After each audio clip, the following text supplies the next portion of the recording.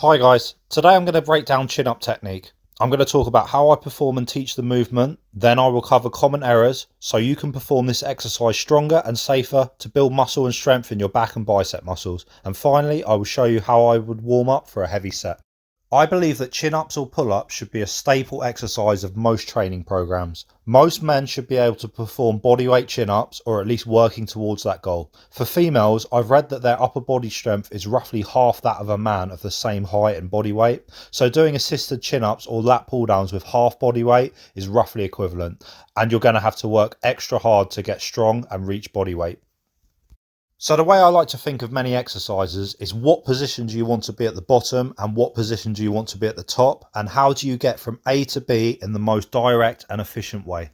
I like to start chin-ups from the top because the muscles start in contraction and stretch under tension as you lower to the bottom. This creates stretch tension in your back and bicep muscles, which assists the lifting phase, allowing you to perform more reps. You can compare this to starting a squat or bench press from the top versus the bottom position. You're going to be stronger if you start from the top, and you can use the stretch tension that's generated in your muscles from the eccentric phase. In the top position, I'm looking for 6 things.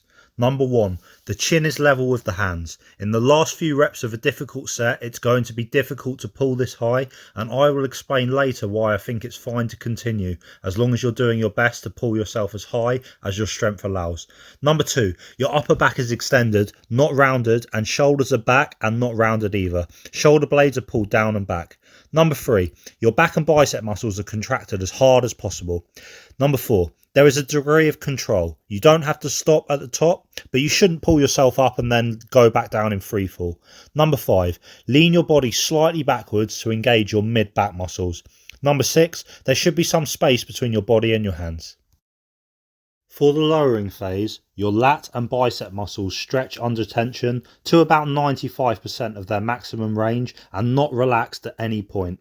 Lower yourself down and underneath your hands. In the bottom position, you should be hanging directly under your hands. Your lat and bicep muscles are stretched under tension at about 95% of their maximum range and not relaxed. Your legs are held stiff, either right underneath you or tucked behind and not swinging. Your upper back stays straight and shoulders held back and not rounded. The shoulder blades are allowed to shrug slightly. For the concentric phase, use the tension in the lat and bicep for a strong pull into the next rep. Pull yourself up and slightly backwards to the top position, and don't use your legs to assist the rep.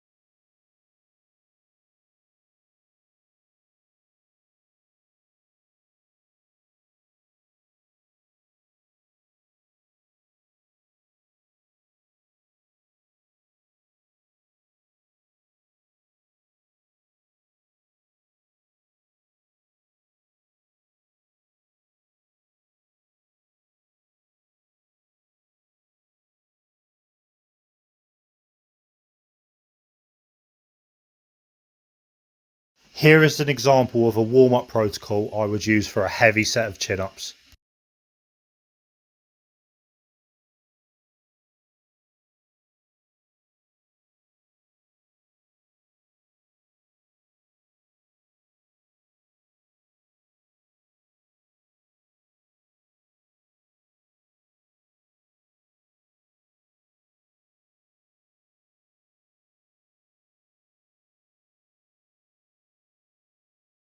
Finally, I think we've all observed that it's harder to pull yourself up high towards the end of the set than at the start. And this makes sense because if we look at the length tension relationship of muscle fibers, or how strong a muscle fiber is at a given length, we know that muscle fibers are a little bit stronger at their lengthened position than at their shortened position.